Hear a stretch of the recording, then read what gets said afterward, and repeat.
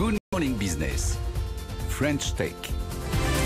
À 6h45, la French Tech, on va parler industrie de défense et du rôle de la French Tech dans cette industrie de défense avec Sandra Budimir, la cofondatrice de Starbucks Accelerator. Merci Sandra Budimir d'être avec nous ce matin. Et avec un nouveau programme dans lequel vous allez être une nouvelle fois chef d'orchestre, c'est le programme Blast, financé par la BPI. Vous allez donc profiter de cet élan d'investissement de nos armées dans des programmes militaires, à la fois dans le porte-avions. On a parlé hier de ce nouveau porte-avions à propulsion nucléaire, dans l'aérien, avec les programmes avec les Allemands, les Espagnols, et puis aussi sur terre avec le futur char franco-allemand. C'est le moment pour la French Tech d'investir dans le militaire. Alors oui, c'est le moment. On ne peut que se réjouir de l'annonce du président de la République hier d'annoncer le lancement des études sur le porte-avions nouvelle génération, qui va donc fournir aux chefs de l'État un outil d'intervention et de diplomatie militaire, mais effectivement, pour l'écosystème de recherche et industriel, va être aussi un condensé de technologies aux dimensions impressionnantes. Donc plus de 30 000 tonnes de plus, 20 mètres de plus de pistes, mais également le porte-avions va s'articuler, enfin pour nous ce que je dirais, autour de 3 innovations majeures, des innovations fonctionnelles, donc appontage automatique, cohabitation d'avions de combat et de drones, le tout électrique grâce au nucléaire, des innovations en termes d'architecture. On réfléchit à l'utilisation d'un jumeau numérique pour concevoir... On va en parler à Dassault Systèmes si vous voulez. On reçoit son directeur général à 8h15. Ils seront bien placés effectivement pour donner leur point de vue sur le sujet.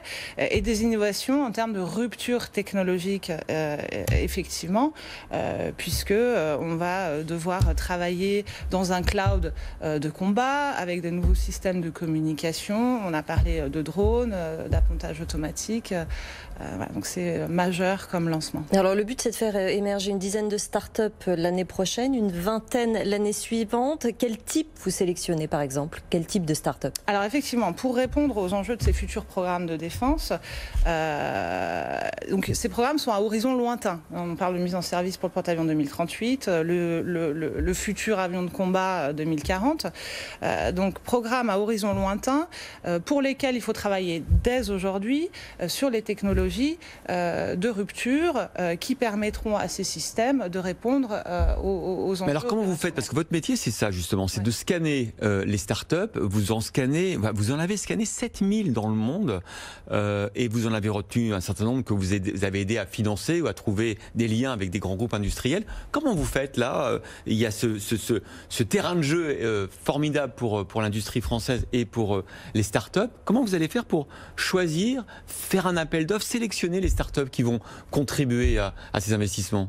Alors Starburst, fort de notre expérience en tant qu'accélérateur né à Paris il y a 7 ans, mais aujourd'hui mondial, au travers de nos 8 bureaux dans le monde, on scanne, c'est notre métier, tous les ans, des startups aux applications potentielles aérospatiales défense. C'est 2500 nouvelles startups qu'on rentre aujourd'hui dans notre portefeuille.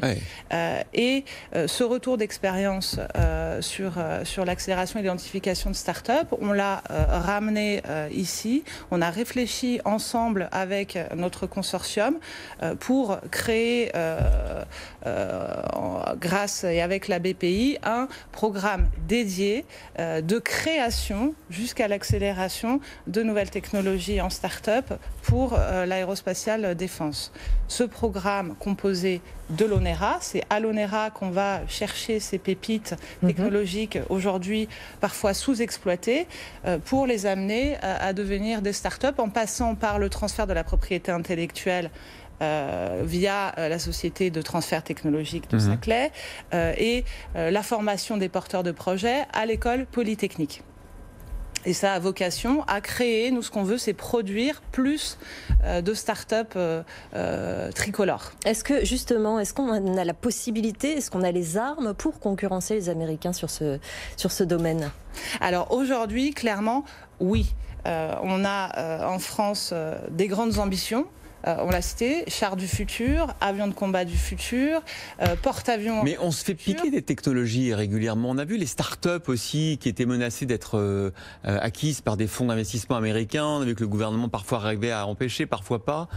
Alors aujourd'hui, on pense qu'avec tous les mécanismes mis en place par la BPI, par le ministère des Armées, DefInvest, DefInnov, la multiplication des fonds d'investissement de private equity qui s'intéressent à la deep tech, on a aujourd'hui les capacités de financement en France, et grâce à Blast qui se positionne vraiment comme le trait d'union de tous ces mécanismes-là et de tous ces acteurs-là, on pense pouvoir alimenter et produire une vingtaine de nouvelles start-up, nouveaux acteurs tous les ans sur ces sujets-là. Et vous pourriez intervenir parfois comme chevalier blanc pour éviter qu'elles soient rachetées par des fonds US par exemple? Alors nous, on va travailler à les identifier, les faire grandir et les accélérer sur nos terrains de jeu français et européens, et de manière à les mettre en évidence et à les identifier comme stratégiques le plus tôt possible, de manière à ce que justement elles ne partent pas. Très bien.